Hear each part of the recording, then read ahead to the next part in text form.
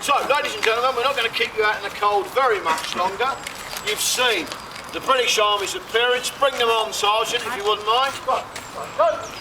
I'll just mention very quickly. Sir, can you come forward, please, sir? We've talked about the other ranks that joined the army. We should have perhaps mentioned before and didn't. The infantry officer. Now, in the Great War, the infantry officer was an upper-class chap from the right school.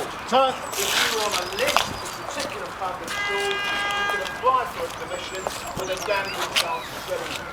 And young Cobden here is the typical example of a young man just out of school, perhaps he's at university, fancies going in the army, applies for a commission and gets it.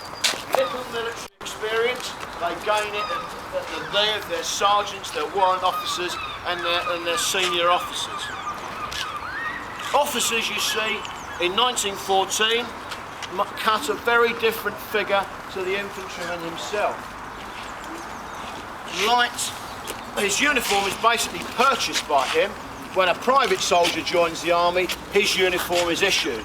An officer buys his own. The better tailor he attends, the better the cut of his cloth. Now, there's no more appreciation of the cut of an officer's cloth than a German marksman, who is told, aim at the ones with thin legs, because the officers all have these rather well-cut breeches. So, in an attack, the German marksman will pick on these young chaps first.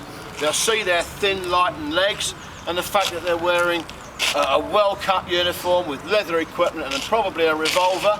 You want to flourish that revolver, sir? Certainly, Sergeant Major. There we go, the Webley 455, a big heavy revolver, a man stopper if ever there was one. If you get hit from that at close range, you are falling over and there's very little you can do about it. So, the officers go to war like this in 1914.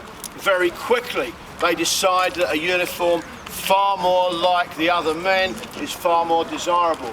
By 1917, 1918, an officer looks very, very similar to the men that he commands. Many of them will carry rifles instead of revolvers for the unanimity that gives them. So, ladies and gentlemen, that was a quick microcosm of Tommy in the Great War. We'd like you to join us now with 3 rousing cheers for His Majesty King George V. And then I and a few of our comrades here will deal with any questions you might have, and we can stay here as long as you like. So, gentlemen, order! Arms! Remove headdress! Ladies and gentlemen, please join in. 3 rousing cheers for His Majesty King George V. Hip hip! Hooray! Hip hip! Hooray! Hip hip! Hooray! Thank you very much. The close headdress. Ladies and gentlemen, you have been watching and it is on the 10th Essex Great War Living History Group. We are always recruiting for all types of soldier. Pay rates are appalling, but the social life is marvellous. So if I have any applications to join, they can be addressed to myself or, in fact, Mr. Cotton. Thank you very much for your attention. Any questions you have, we'll take them now. Call them out, Sergeant. Oh! Up!